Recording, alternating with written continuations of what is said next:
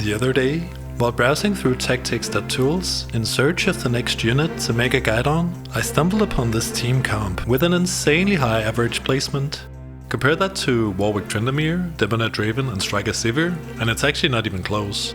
It was a while ago since I've seen a team comp with an average below 4, so I had to try this out for myself. So in 22 games, I played Ashe only, and I'm very happy to say that this comp is very easy to master and gain LP with. I managed to hit plat, only but 4ing in less than 1/4 of my games. After playing this comp so much, I think that Ashe is now my favorite 2-cost. There's just something inherently satisfying about the weight to her autos, and the way the healing from Syndicate allows her to completely 1v9 in some scenarios. I'll leave a link to my profile in the description below if you guys want to study my games even further. If you did end up using what you learned today, make sure to like the video and subscribe to this channel. It's completely free and it helps me out a lot. And now, without further ado, welcome to this guide on how to climb with Ashe reroll. Our main goal in the early game is to try to econ up and save as much HP as possible. We want to get to 50 gold as fast as we can, so we can start slow rolling for Ashe, meaning that we roll down to 50 every turn, in order to maximize our econ and the potential of hitting Ashe 3.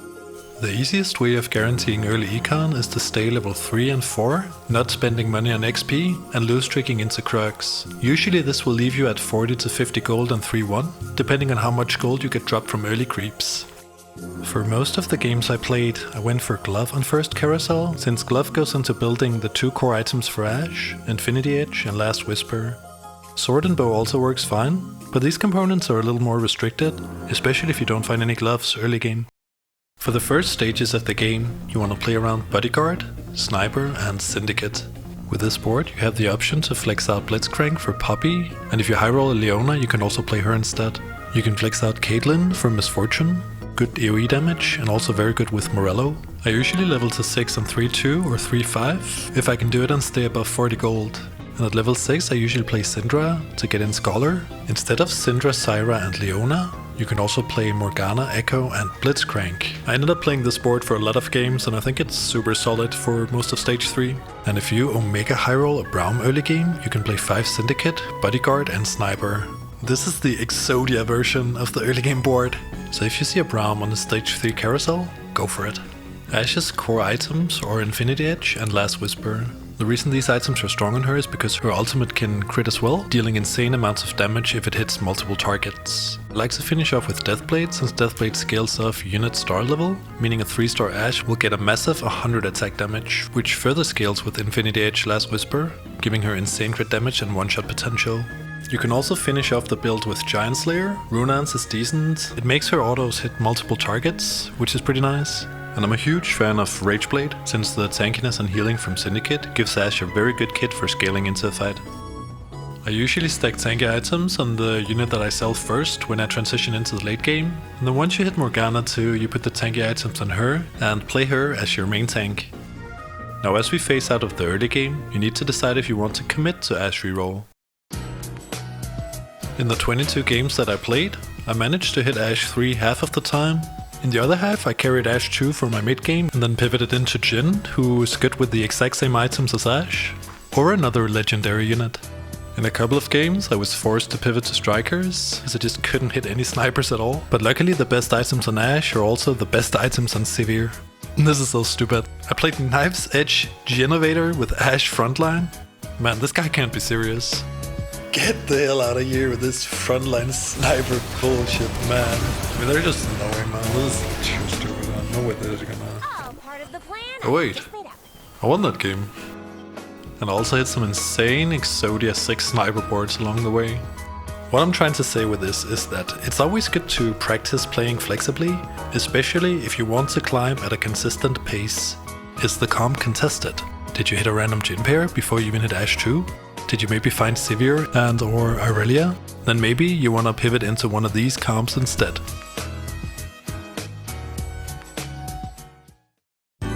For most of stage 3 and 4, you're going to stay level 6 and reroll for 3-star Ashe, Morgana and Syra. You can eventually reroll for Darius as well if you're sitting on a lot of Dariuses. In one of my games I also went for Misfortune 3. She dealt so much damage with just Morello, So imagine if I actually had some decent items on her. And I'm telling you man, this Sniper Syra just popped off like crazy this game. She would just randomly one-tap the whole enemy backline like this. Your first priority should always be Ashe 3, and then once you hit her, you need to decide if it's worth to keep on rolling or if you want to push levels. For example, if you're sitting on 7 Morganas and 7 Syras, you want to roll until you 3-star at least one of them, and then you can start pushing levels. Your main goal from here is to get 5 Syndicate online. 5 Syndicate is gonna provide your team with a lot of MR and armor, as well as a decent amount of healing. At level 7, I like to put in Scholar, since the extra mana benefits your whole team. At level 8, you should aim to swap out Misfortune for Jhin, and then you can play Orianna, giving you both Clockwork and Enchanter. If you're in a lobby with a lot of magic damage, you can easily swap out Renata for Senna for a 3 Enchanter. This is especially good if the Socialite spot is in one of the back rows. Try to position your Braum so you get the most out of his ability. I usually put him middle, so he will turn towards the enemy tank and also stun the enemy backline. Be aware that sometimes you will have to swap his position to get the most out of his CC. But if you're lazy like me, just put the dude middle. Alright guys, that concludes the mid game, and you know what that means? It's montage time.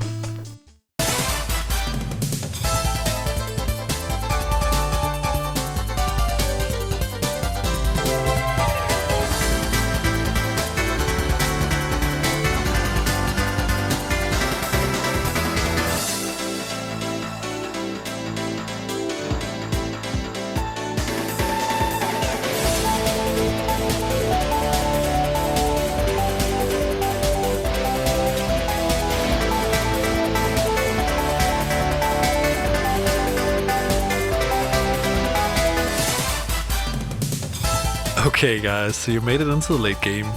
You probably hit Ashe 3, maybe Morgana 3 and Syra 3 as well, and your board probably looks something like this. I mean, this board is already pretty stacked, but there's a few things we can do to spike it from here. First we can go 9 and play 4 Enchanters, or we can splash in Scholar. If there's not a whole lot of magic damage in the lobby, you can take out Enchanters and go 4 Sniper for extra damage. You can also go 4 Bodyguard if your frontline dies way too fast going up against heavy physical damage. And if you get a Sniper emblem, 6 Snipers is a great win condition. Depending on your items, you can do a carry Jhin, who needs 80 items, or Seri, who's good with AP items. Any extra tank items you pick up on the way goes on Braum. 6 Snipers is insanely strong. The extra damage you get per hex is 32%. This basically means that your whole backline is gonna do double damage to the enemy team, and the enemy team just disappears like that. If you hit a Syndicate emblem instead, 7 Syndicate is amazing, since your whole team now gets the Syndicate buff, so you can just play any legendary unit and they'll get insane defensive stats as well as Omnivamp. Jace is good, Jinx is great, Victor slaps, and Renata is also a good fit for this slow burner board. Lastly, I wanna take a look at what augments are good when you're playing Ashe reroll. These first 5 are pretty self-explanatory. Sniper Heart and Sniper's Nest are great, they give your board a lot of damage. Syndicate Heart allows you to hit 5 Syndicate a lot earlier and opens up the option for 7 Syndicate late game. One for All gives your Ashe attack damage when your units die, making her scale into the fight. Big 1v9 potential in this one. Payday is great for econ. You wanna take this one if you're ahead, you have a strong board and you can get the full value from the augment. Up next, we have 2 solid combat augments and 2 solid econ augments. Most of your damage is physical, so Weak Spot amplifies this a lot. And a little bonus, if you pick up this one you don't have to build Morello, because it comes with built-in healing reduction. Econ augments are great into reroll. They can boost your early econ and you can get to rolling for your 3 cost a lot quicker. I usually only take these if I get them on stage 2. I feel like it's a lot less value to get them as 2nd or 3rd augment. Now this last slide are the hidden gems, the secret OP ones, and the augments that surprised me mostly in terms of their performance when I played Ashe reroll. I was actually really surprised that Electrocharge felt as good as it did, but paired with the tankiness from Syndicate, this one is a perfect fit. It stabilizes your early game and also keeps you afloat for a lot of the mid game. I highly recommend you guys try this one out. First Aid Kit is good because it scales with Morgana's shield as well as the healing you get from Syndicate. Underdogs is also really good. Insanely good actually. The healing is so easy to activate because you're gonna have fewer units on your board than most of the other players in the lobby. This one I can also highly recommend. Phony Frontline is good early game, and it also scales into the late game because your dummies get more health as the game progresses. These guys help a lot holding the enemy units away from your backline, so you're gonna get a lot more sniper value into the fight. Alright guys, that's the end of this video. I really hope you enjoyed it. It's been super fun making it, and yeah, let me know if you want to see similar videos in the future.